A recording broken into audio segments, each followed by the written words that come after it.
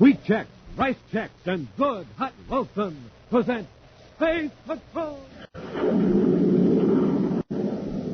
High adventure in the wild, vast reaches of space. Missions of daring in the name of interplanetary justice. Travel into the future with Buzz Corey, Commander-in-Chief of the Space Patrol. In today's transcribed adventure, Buzz and Happy are attempting to rescue a girl being held captive in a metals factory in the orbit of Jupiter moon number 2. They have just entered the cargo hold of the plant and have raised the faceplates of their spacesuits. Commander, someone's coming. I can see them through the door at the other end of the cargo hold. That's good. Have your ray gun ready. Yes, sir. Hey, Commander, I can't move. Something's holding my feet. Someone turned on a magnetic force field. It's holding our metal space boots. Get out of your suit. Hurry. Commander, look up above. The cargo crane is coming down on us with an Endurium beam on it. We've got to get out of these suits. This magnetic field under us, that beam can crush us. We'll return in just a moment with today's exciting Space Patrol adventure, Peril over Jupiter. Gang, if ever there was a time to act, this is it. Yes, this is the day to send for that wonderful new Space Patrol microscope kit Buzz Corey's offering. This is the day because today is the last time we can make this offer. Now, just think. You get the official microscope of the Space Patrol. A microscope that magnifies objects 15 times natural size. A microscope small enough to put in your pocket, yet so powerful it shows you the living creatures in a drop of water. Strong, all-plastic body, 2 glass lenses, has removable lens tube. You can take it right from the microscope and use it alone to examine things like the bark on trees or the fungus on damp walls. And with this super microscope, you get 4 slides. Say you want to look at a blade of grass. Put it between 2 of the slides, slip them under the microscope, look at the lens tube, and there it is, a blade of grass 15 times actual size. You see details that amaze you, thrill you, mystify you. But wait, in addition to the microscope and the 4 slides, you also get a special slide with an atomic particle on it that glows and glows and glows in the dark. So remember, gang, now's the time to act. Now, today, this very morning, is the time to send for your Space Patrol microscope kit. Because today is the last time we can make this thrilling offer. Just buy a box of Rice Chex or Wheat Chex. Then, with your name and address, send 25 cents in coin and a Rice Chex or Wheat Chex box top to Space Patrol, Box 686, St. Louis, Missouri. Don't forget your 25 cents. That's Space Patrol, Box 686, St. Louis, Missouri. And now, today's Space Patrol adventure, Peril over Jupiter. After completing a mission on Neptune, Commander Corey and Cadet Happy have returned to the man-made planet Terra. Now, in his central office at Space Patrol headquarters, Commander Corey is efficiently clearing up routine business that's accumulated during his absence. He looks up as Happy turns from the communications panel, a troubled frown on his face. What is it, Happy? I hate to disturb you, sir, but it sounds pretty urgent. It's a woman named Carla Markham. She says her life is being threatened. Major Gray put her through to my office. It must be urgent. I'll talk to her. Yes, sir. This is Commander Corey. May I help you? Commander, this is Carla Markham. My father was Richard Markham. Markham, the metals expert? Yes. I remember your father quite well, Miss Markham. Now tell me, what's this about your life being threatened? To tell the truth, Commander, it hasn't actually been threatened yet, but I expected it will be. Oh, by whom? By 2 men named Nelson Sprague and Duke George. For 2 years, they've been getting money from me under false pretenses. Quite a lot of money. How, Miss Markham? When my father passed away, I took charge of his metal processing space plant in the orbit of Jupiter moon number 2. Yes, I know the one you mean. In about a month, Sprague and George showed up with some documents indicating that my father owed them quite a large sum of money. And the documents were forged? Yes, but I didn't find that out until a few weeks ago. And I refused to pay them any more money. They became quite angry and abusive. Can you prove those documents are forgeries, Miss Markham? Unfortunately, I can't. That's why I didn't go to space to immediately. Also, I'm afraid they could wreck the business. It took my father 20 years to build up unless I keep paying them. Forgery and extortion. And they've also threatened your life? Him that I might meet with a serious accident if I cause him any trouble. Miss Markham, where are you now? I'm at the Hotel Terra. Do you have those documents from Sprague and Dort? Yes, I do. Can you be at my office this afternoon at 1500 hours? Yes, Commander. Well, bring all the evidence you have. Goodbye, Miss Markham. Goodbye, Commander. Thank you. Happy. Yes, sir? Check with Major Robertson. See if we have anything in the files on Nelson, Sprague, and Duke Dort. Right, Commander. Meanwhile, I'll contact Jupiter headquarters and have them space upon information on the matter.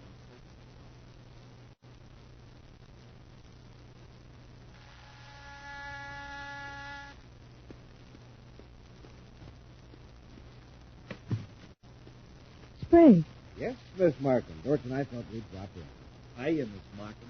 I was just going out. If you'll excuse me. We'll only stay a few minutes. Really, I can't talk to you now. If you're in a hurry, just give us what you owe us and we'll be on our way. I don't owe you a cent. I never did, and neither did my father. Now, that's where we differ. Now, we can talk privately, Miss Markham. You have no right to force your way into this room.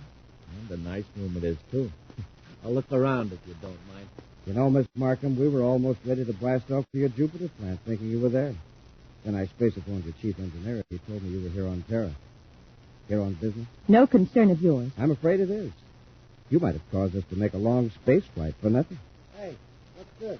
Did you go with the room? Mr. George, put that down. It's Venus ceramic, and I don't want it broken. More than a ceramic will be broken if we don't get that money, Miss Markham. You've got all you're going to get. I know now that my father never owed you a single credit. All those contracts were forged. You'll have a hard time proving it. Besides, for your own protection, it would be wise to pay us off completely now. That sounds like a threat, Mr. Sprague. It wouldn't take much of an accident to put that metals plant of yours out of commission. You don't frighten me. Hey, Sprague, look at this. Get away from that desk. Look what I found beside the spacephone. A memo in Carla's handwriting. Give me that. Now, Miss Markham, don't you know it's food to drag?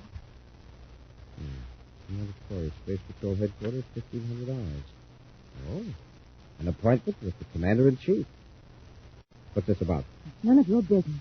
She's got all our contacts lying there, Sprague. Lucky we dropped in. You're not going to keep that appointment, Miss Markham. Oh, yes, I You're going am. to call it off. We'll call Corey right in front of us and tell him you jumped at wrong conclusions. Then you're going to give us the money in cash. The whole 50,000 credit. I don't have that much money. Not here on Terra. You've got it in your Jupiter bank. We'll blast off for Jupiter right after you talk to Corey. Now get on that train.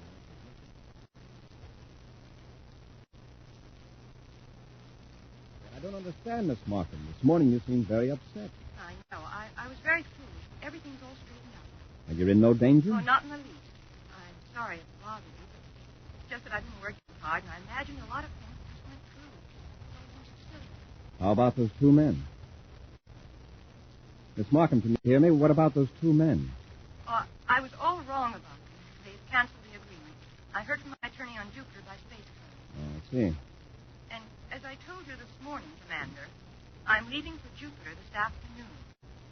I hope you'll forgive me for being such a bother. Of course, Miss Markham. Thanks for calling. Goodbye, Commander. Will that happen? Yes, sir. Well, that means there's no appointment at 1500. We can get much more work done. This morning she seemed to be sure that she was in danger. And now everything's fine. I guess some women are like that, sir. And perhaps the Carla Market has done a pretty good job in operating her father's space plant. That calls for level-headed drinking. Like she said, the strain and Yes, all. but wait. This morning she told me she was planning on staying on Terra for 3 days.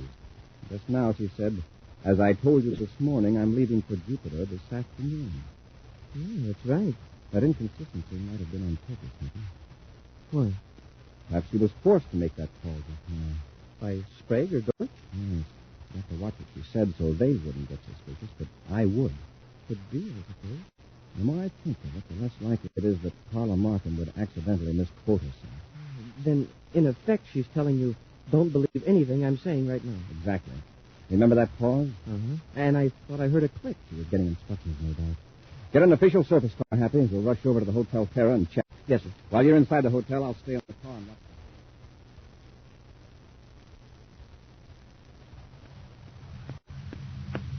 Looks like you were right, Commander. What did you find out, Hap? Miss Markham is checked out. The clerk said there were two men with her, and they left 10 minutes ago. Did you know where they were going? No, sir, but I talked to the doorman. He heard one of them tell the driver of the surface cab to take him to the spaceport. And that's where we're going. We could spacephone the spaceport and have the guard stop them. There's no telling what Sprague and Dorch might do to Miss Markham if they see they're in a trap. The most we can risk right now is to try to delay a blast-off.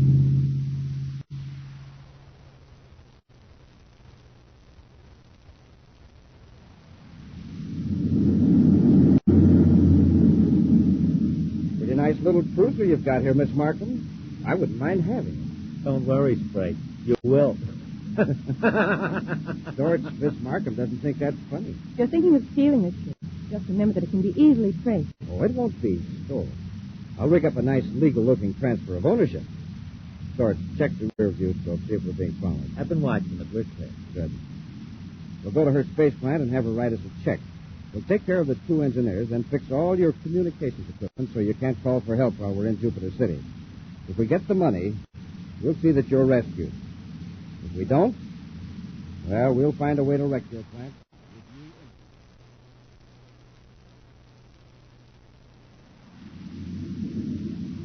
Miss Markham, sir. We could overtake them easily. Yes, but if Sprague and his pals see us, it'll just put Miss Markham in danger.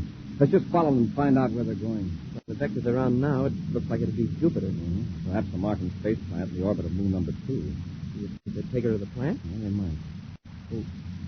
Oh, what do they turn out at that plant, Commander? High-purity metals from ores hauled out from Jupiter, chiefly zirconium and indium. The advantage of the space plant is the low gravity and the ease of maintaining a perfect vacuum. Uh-huh. The metals can be controlled perfectly by electronic heat fields and magnetic force. For example, a huge ball of molten indium can be suspended inside a purification chamber without touching the side. Wow. And the whole process is automatic. That's right, Happy. 2 engineers run the whole thing. I don't want Sprague and Dorch to know they're being followed. Let them get a glimpse of the space patrol ship in their review scope. Then we'll have to keep this much distance between us until they land. Unless we had another ship. I'm going to space phone Lowell City, Mars, and have headquarters send a small cargo ship out to meet us in space. We'll transfer to the cargo ship, and we can get closer to Sprague and Dorch without endangering Miss Markham. You might as well sit down and relax, Miss Markham. We'll wait here in the plant control room till Dorch gets back. What's he going to do to my crew? Well, it depends. If they behave themselves, they won't get hurt. Oh, here he is now. I got them both, Frank. What did you do to them? Just take it easy, miss. I merely put them to sleep with the ray gun. Did he give you any trouble? Nah. I got one of them while he was checking some instruments. The other was asleep in his bunk. They'll be out cold for 24 hours. Nice work. Now, while Miss Markham is writing out a check, we can put all the spacephone equipment out of commission. Start with Cargo ship JC-302 calling Markham Space Plant, Jupiter 2 orbit. Cargo ship JC-302 calling Markham Space Plant. Are you expecting a cargo ship? The supply ship bringing food for the crew. I thought you said it wasn't due for 2 days. Well, sometimes it comes early. Cargo ship JC-302 calling Markham Space Plant. You better do something, Sprague. Carla, what's your chief engineer's name? Quickly. Jensen, William Jensen. Okay, keep her quiet, Dorch. I'll handle it. Markham Space Plant. Chief Engineer Jensen here. Go ahead, cargo ship. We've got something for you. Is the cargo airlock clear? It will be. Just unload the stuff. We'll take care of it later. We've got our hands full right now. All right, Jensen, we can handle it. Cargo ship out. Dorch, you go into the cargo hold and keep an eye on them. If they act sociable, impress them that we're very busy. Suppose they say I'm not one of the regular crew. Tell them you're filling in for a week. See that they get away in a hurry. Then you and I will blast off for Jupiter. Open the cargo hatch, Happy. Yes, sir. Suppose that was really the chief engineer on the space phone, sir? Was. Sprague and Dorch were probably holding a gun on him. All right, close the hatch. Open your faceplate, Hap. Now we'll plan our attack. Yes, sir. We'll move fast and take them by surprise. Probably in the main control room waiting for us to load the cargo and leave. Somebody's come. I can see him through the door at the other end of the cargo hold. That's good. Andrew is stick with my fellow. Mustache. Heavy set. Hi. Thought I'd give you fellas a hand. Thanks. Now you can start bringing the stuff in. We're space patrolmen, Dorch. Space patrol. Right. You can take us to your partner, Sprague, and Miss Markham. Hey, what is this? Go on, get moving. Hold your ray gun on him, Hopper. Yes, sir. Hey, Commander, I can't move. Something's holding my feet to the deck. Someone turned on the magnetic force field. Holding our space boots. Get out of your spacesuit. Hurry. Commander, look up above. The cargo plane is coming down on us with an Endurium beam on it. We've got to get out of these suits. This magnetic field on Earth, that beam can crush us. We'll return to Space Patrol in just a moment. Say, gang, how's your morning takeoff? Are you blasting off with your jets really roaring? Are you riding your bike like Buzz Corey rides his rocket? I mean with your speedometer smoking like a volcano on Venus. In other words, Space Patrollers, are you supercharged in the morning? Well, here's the way Commander Corey gets supercharged. He tucks away a power breakfast with rice checks or wheat checks, the super cereals. Try Rice Chex today. What'll you say? Delicious. Try Wheat Chex today. So swell tasting, you'll eat more and more and more and more. Rice Chex, Wheat Chex. The only cereals in the universe with that modern, bite-sized design for easy eating. The only cereals in the universe with a picture of Commander Corey or Cadet Happy on the outside of the package. The only cereals in the universe with that mysterious magic space picture on the inside of the package. The super cereals that help us supercharge you. Rice Chex, Wheat Chex. And now, back to our Space Patrol adventure, Peril over Jupiter. Nelson Sprague and Duke Dorch are extorting money from Carla Markham, who operates a robot-controlled metals plant in the orbit of Jupiter's number 2 moon.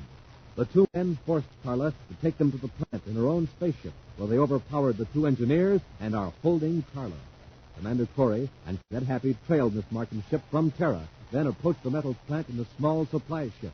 Wearing spacesuits, they entered the cargo hold of the plant through the airlock, where they found Duke Dorch. As the commander ordered Dorch to take them to Carla Markham and Sprague, a powerful magnetic field was turned on beneath the deck of the cargo hold, making it impossible for the space patrolman to walk. Then, from above, a huge loading train lowered a heavy Endurium beam down upon them. Dorch, who is not wearing metallic shoes, is not affected by the magnetic field. Commander, I can't get out of my spacesuit. Something's stuck. That beam will down us in a few seconds. Dorch, cut that magnetic field. You'll have to talk to Sprague about that. You asked for it, Corey. You weren't invited aboard, you know. Is that Sprague? Yes, it's Sprague. I'm in the cargo control booth watching you through a viewscope. Stop that train. Stop it. I only wish I could lower it faster. We can't lift that piece if it's sliding across the underside floor. Sort of straighten, I'll pretend to how to dodge the train. You slide back to the airlock. And leave you here? But why can't we both go? That dodging isn't going to do you any good, Corey. Sooner or later, I can lower this beam on you. Keep out of the way, Dorch. Don't worry, Sprague. Hey, the other one's getting away. Run over there and stop him, Dorch. Don't let him get into the ship. Yeah, okay. Hey, but watch the train while I'm under. I'm in the airlock, sir. All right, Happy. When I give the word, open it and release the air escape valve. All right, Sprague. You can let all the air out of this cargo hold in just a few seconds. The cadet and I have spacesuits on. We can close our faceplates and we'll be safe. But your partner will be in a bad way. Don't let him do it, Sprague. Stop him. Get away from that airlock. Then turn off that magnetic field and stop the train. Do what he says, Sprague. Please. All right. Now, Sprague, come down here to the cargo hold and bring Miss Markham with you. Supposing you come up and get me. All right.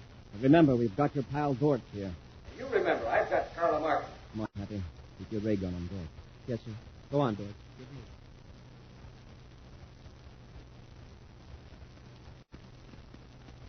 This is the controller. Go on in and don't try anything. Welcome aboard, Commander. Commander, I tried to make him stop the train. Yes, I was forced to tie her up. Untie her. Are you hurt, Miss Markham? No, I'm all right, but my two engineers. What have you done to them, Sprague? I was just about to tell you, He put Commander. them in the electronic furnace. Huh? Now, Commander, there's no need to be alarmed. The temperature isn't very high in there yet. But if I were to turn this dial, it would be hot enough in that furnace to melt Endurium in just a few seconds. Sprague, get away from that instrument. I'll come a step nearer, Commander. But even if you shoot me with that ray gun, I still have time to spin this dial. And he'd do it, Commander. He really would. I don't doubt it. So that puts me in quite a strategic position, Commander. Unless, of course, you want to sacrifice those two engineers. I suppose you want a chance to get away, is that it? A little more than that. Miss Markham has some money in the Jupiter City Bank that I could use quite nicely. Dorch and I are going after it. After Miss Markham writes the check. All right. Just don't hurt those men. Dorch, collect their weapons. Give them the gun, Happy. There's nothing we can do now. No, there's nothing you will be able to do. Dorch and I are going to smash up all the spacephone equipment in this plant, including those in your spacesuits. Then we'll take your cargo ship and cut it loose in space.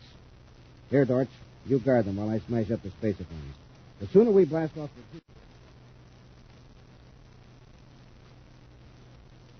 Certainly did a thorough job of wrecking the communications equipment. I'll say. Nothing but junk. But maybe there's a small transmitter somewhere that they overlooked. Let's check with Miss Markham. Where'd you go? She's trying to revive those two engineers. We sure had a close call. One twist of Sprague's wrist, and they'd have been part of a batch of molten Endurium. Here's Carla now. Any luck, Commander? No, we really smashed the equipment. How are the engineers? I think we just have to wait till the ray gun effect wears off. We could revive them. Might be able to assemble a makeshift transmitter out of some of this junk. Well, maybe there's a small set we've overlooked. I'm afraid they got every one, Commander. We'll have to see what we can do about rebuilding one ourselves. Where are the spacephone parts, Miss Markham? There might be some in that cabinet. All right, Happy, let's get busy.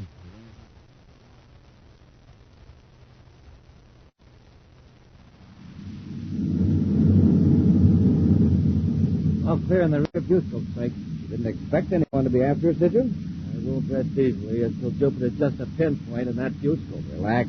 We've got the money. As far as the bank's concerned, Carla Markham was just paying off a legitimate business debt. Yeah, I know. But we're flying her ship. We better land us a nearby planet to get another. I've got that all figured out, too. There's a friend of mine on Mars who'll meet us in space. We can abandon Carla's ship. Yeah, but what about Carla and Corey? We'll take care of them, George. That's where we're going now. To space.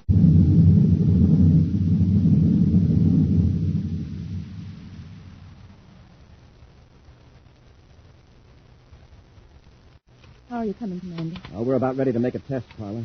If the spaceophone works, we'll have help here inside of an hour. Yeah, then we can go after Sprague and Dort. Connect us wire happen, we'll be ready. Yes, sir. Commander, isn't that a spaceship out there? Where that glint is? Yes. Seems to be coming toward us. Hurry with that connection happen.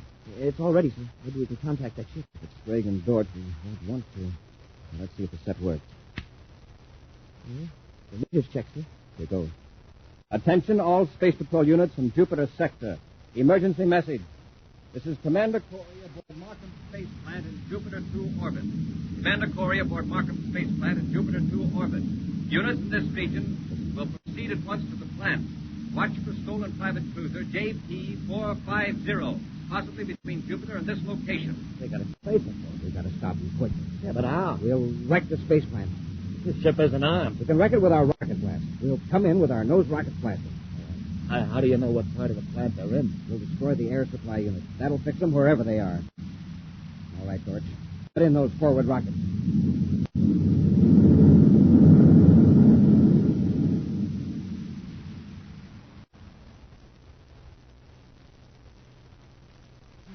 It's Sprague and Dort's all right. It's my ship. Crazy fools. They're heading right toward the plant without cutting speed. They'll probably hurt our spacephone when they put us out of business. If they ram us, they'll put themselves out of... Uh-oh. Hey, they've got nose rockets on. Commander, did the Space Patrol hear your message? I can't tell for sure. We don't have a receiver. They probably do. Hey, what's Sprague up to? He's not heading for an airlock. Then why doesn't he cut his rear rockets? He's burning fuel at both ends. Trying to wreck the plant. He'll do it, too. Air unit. He's going to wreck the air supply. Quick, Happy. Close that compartment door. We've got to seal this room off from the rest of the plant. Yes, sir. Secure, sir. Well, they've torn up a whole hunk of the plant with their nose rockets. They'll keep blasting away till they're sure we're finished. And we don't have a doggone thing to fight back with. The Space Patrol would only get here. We're moving around for another attack. This time we probably won't be so lucky. We ought to get out of this control room. They'll probably blast this part next. Yeah, but we can't be sure there's any air outside this compartment. Then we're helpless. Now, wait a minute. When we blasted the air unit, they tore away part of the section next to the furnace. Yes, that's where the molten endurium's cooled and rolled in place. The metal's forced from the furnace through those pipes. Carla, is this the dial that turns the furnace on? Yes, Is there endurium in the furnace? several tons of it. Why? Well, let's heat it up. We'll give Sprague and Dort something to...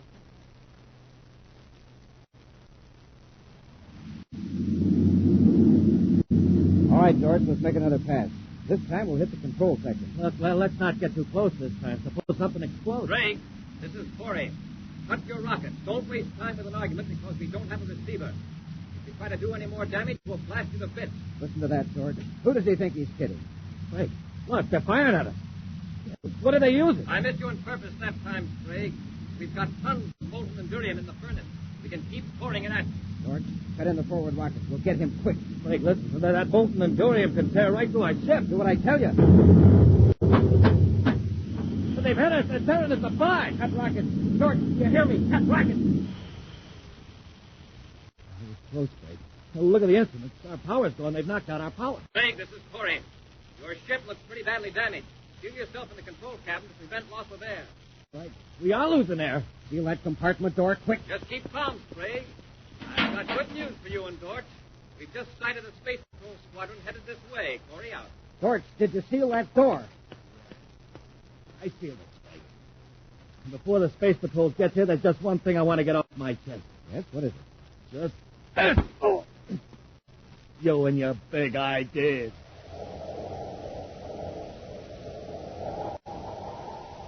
An action preview of next week's exciting Space Patrol adventure in just a moment. It's a quiet day at Space Patrol headquarters. Cadet Happy is alone, gazing around in the commander's office. Suddenly, he sees a piece of paper on the desk that makes his head whirl. For there, in big black letters, Hap reads, The Space Patrol microscope kit offer ends today. Jumping Jupiter, I wonder if the commander has seen this bulletin. Gosh, every boy and girl has to have one of these kits.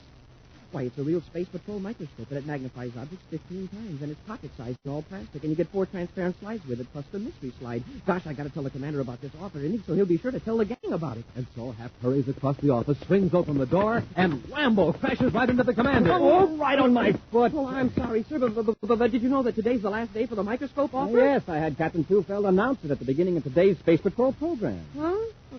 That's all. Out like a light. Mike.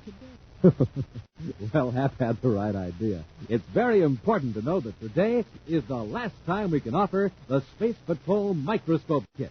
So hurry and send for it now. Just buy a box of rice checks or wheat checks. Then with your name and address, send 25 cents in coin and a rice checks or wheat checks box top to Space Patrol, Box 686, St. Louis, Missouri. This offer good only in the USA and may be withdrawn at any time. That's Space Patrol, Box 686, St. Louis, Missouri.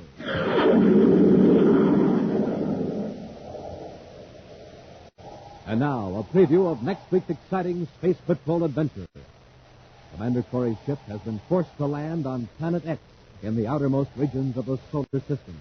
Realizing that Prince Baccarati's powerful magnetic beam makes it impossible for them to control their spaceship, Buzz and Happy have stepped out into a mist-covered valley. Well, the question now is, where do we go from here? Head north, Happy, toward Baccarati's castle. What's that? No. Whatever it is, I don't like the sound of it. Commander, look! It's a gigantic lizard. It's a dinosaur, Happy, and it's coming toward us. Get back to the ship. Hurry, Happy. It's gaining on us. What a monster. Quick, into the ship and secure the airlock. Hey, he's trying to get in. He's pulling at the ship's hull. You've got to do something, Happy. He's big enough to crush this ship like an eggshell. Be sure to join us next week for the menace of Planet X, when wheat checks, rice checks, and good hot Ralston again present Space Patrol.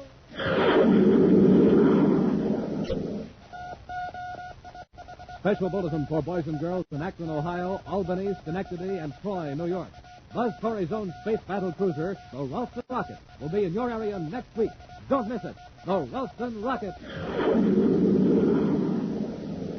Space Patrol, created by Mike Moser, starring Ed Kemmer as Commander Corey and Lynn Osborne as Cadet Happy, was written by Lou Houston, produced and directed by Larry Robertson, executive producer Mike Dever. Other players were Virginia Hewitt, Norman Jolly, and Ken Mayer. Dick Tufeld speaking. Now, don't forget to tune in next Saturday and every Saturday when wheat checks, rice checks, and good hot Ralston again present Space Patrol. Be sure to see another exciting Space Patrol story on your local ABC television station. Consult your local newspaper for time and channel. This program is broadcast to our armed forces overseas through the worldwide facilities of the Armed Forces Radio Service. Space Patrol came to you transcribed from Hollywood. This is ABC Radio Network.